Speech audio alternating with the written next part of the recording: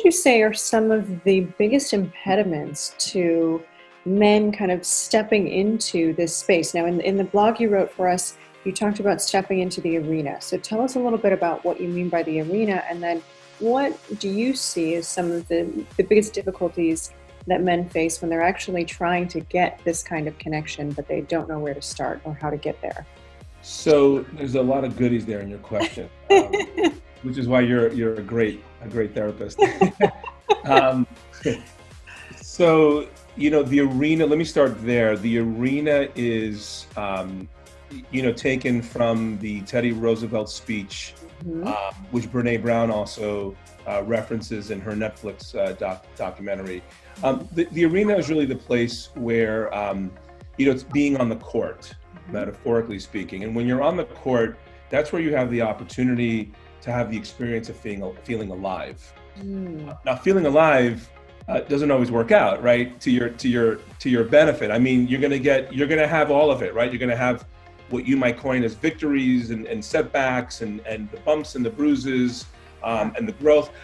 That's where it all happens. And when you're on the court or in the arena versus being in the stands and being an observer. Yeah. I believe that when we're in the arena, we operate from a mindset of being proactive, intentional, generative. When we're in the stands, we are reactive. We often become victims to our circumstances. We lose really all sense of creativity, innovation, collaboration. That's where men in particular go to the cave that often is described about as for men. I think for men traditionally, the narrative has been that when you're in the arena, and I mentioned this in the blog, that the arena is the place where you get the new job, your sexual prowess is expressed, how many partners I can sleep with, in a given week. It's getting the raise, the promotion. It's getting something tangible. Okay. That, right? Which is often how men define themselves, and often how society defines men. Right. Where are you in your career? Right. What have you obtained and what have you achieved, and then that defines your worth as a man. Is that what you're saying? Is sort of an old script? Yes. Yeah. And how many partners have you been with? Right. And what kind of partners have they been? Yeah. If you're a man and you've had a threesome, oh man, you're now starting to get into the Hall of Fame, right? And the disruption. We could go on about that, but another. Yeah, time. Exactly. The disruptive notion here is that the arena can mean. I mean, it's okay to define folks by things that they achieve. I'm not looking to make that wrong. What I'm also wanting to invite people to look at, especially men, is that the arena is a place, another way to feel alive or to be alive, and to create that experience for themselves and for others, is through authenticity and through vulnerability, right? Less so about the doing and more so about the being, right? How do you show up as a man? Are you a human who shows up and creates psychological and emotional safety for the people around you? Are you a man who creates respect and is respectful? Are you a man who's empathetic and listens generously without feeling like they have to interrupt or fix, right? Those are all ways of being, right? That creates an experience that I believe the kind of experience that often creates for people is a place where people, men, women, whomever, feel heard, they feel understood, they feel gotten, they feel like their perspective has been appreciated. It's a different form or a different way of being taken care of. The traditional taking care of for men is, I got the right house and I set my parents up in their, in their home and I've got the right job so that I could send my kids to the right school. And again, all good. I mean, please do all those things. Yeah, there's nothing wrong with any of those things, unless you define yourself by them. Agreed. And I do think often men define themselves and stop there. And so again, the invitation is to include in your being as a man what I mentioned around, accessing vulnerability so that you can create more meaningful connections with people, right? Which ultimately recreates people.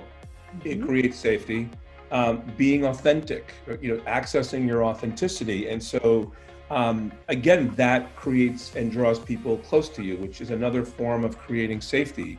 Right. It's a much different way to take care of people through accessing vulnerability and authenticity. And so to me, that, listen, when you're being vulnerable, that's in the arena because you have no idea what you're going to get back. Exactly. Right? Yep. I mean, we're in the arena right now. We're having a conversation. We're sharing this with folks, and some people will love it.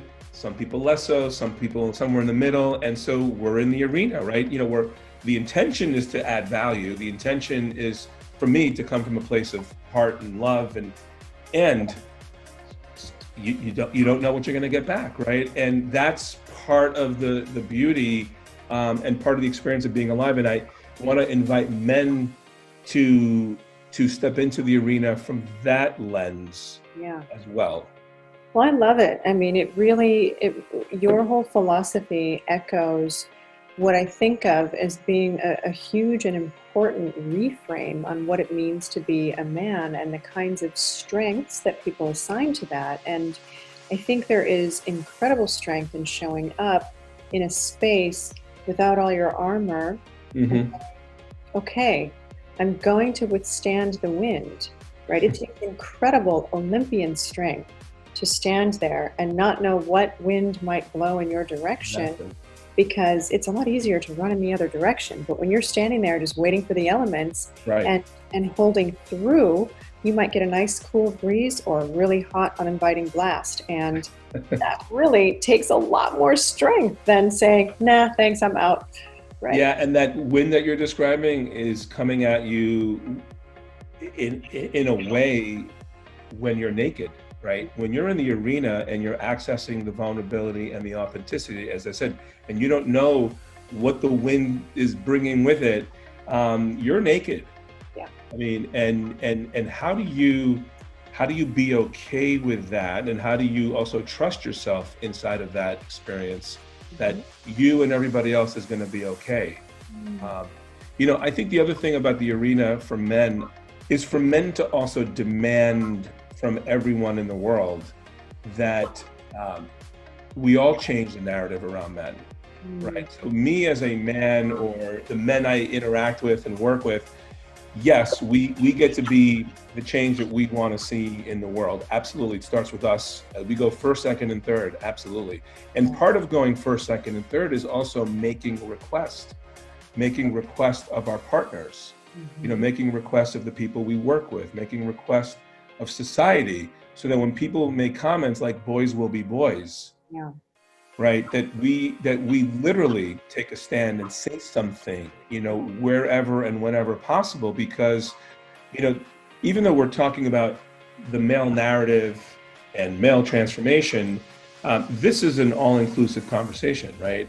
I mean, everybody gets to participate in this. Right, and it's necessary, because for so long, we have had generations of people locked in these roles that really create a lot of emotional oppression, relational oppression, and, you know, really deep existential wounds where people's needs are not being met because their whole selves are not being fully acknowledged and expressed.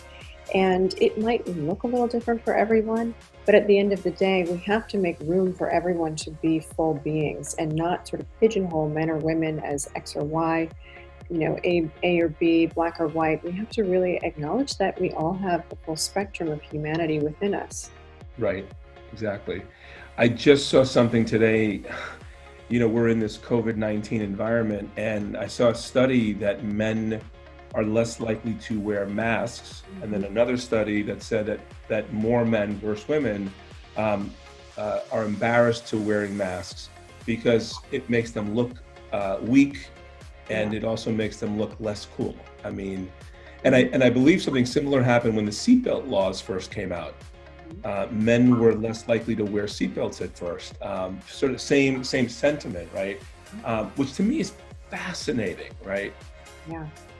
Because if I want to go on the male narrative, you know, I was taught that men are supposed to take care and protect, right? Well, okay, you know, folks are telling us wearing masks is the right thing to do, and so okay, you know, then role model that, right? You know, So it's interesting, and at the same time, it's this is the optimist in me, which is there's a huge opportunity, and I I did a talk on men about a year ago, and it was men in the workplace, right? And similar to what we're talking about, disrupting some of those paradigms. There was about 60 people in the room, and I think there was only about 5 men. And one of the men got up and said, Nick, I like what you're saying, and I hear that that men have an opportunity to do all this, and I only see 5 men here. So I'm not sure you're getting your point across. It's 5 more than I would have expected, or it's 5 more than maybe a year earlier, right? And it's interesting. A year later, right up until this COVID situation, I did a few more public talks, and the room was 50-50. Nice. We did a talk on men and vulnerability, men and authenticity, and I am optimistic. I do believe that men are realizing that there's an opportunity for us to reclaim, in a way, what was taken from us. Because in many ways, and I don't want to sound as a victim, and at the same time, men, well, like all humans, are handed a script when we're born often, right? Right. And unless we have guardians and people in our lives who are going to support us, especially in those early years, we take that script and we believe it.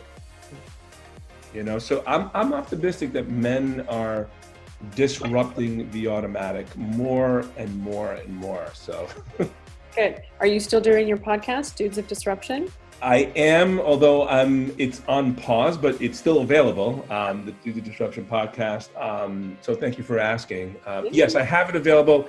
I'm figuring out what direction I want to take it in. Okay. So maybe you have some ideas that we could talk about offline. We could talk about it for sure.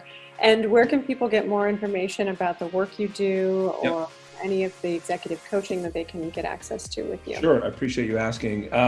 Easiest way to get a hold of me is Coach Nick at CoachNick.com, Coach Nick at CoachNick.com, all one word there. The men's leadership weekend that I mentioned, the retreat weekend, it's called thearenaweekend.com. Okay. So folks can also access the information there. So email or thearenaweekend.com, or on Twitter, Coach Nick NYC. That's another way to get a hold of me. Great. And we have all of your links and everything in the caption here, and okay, great.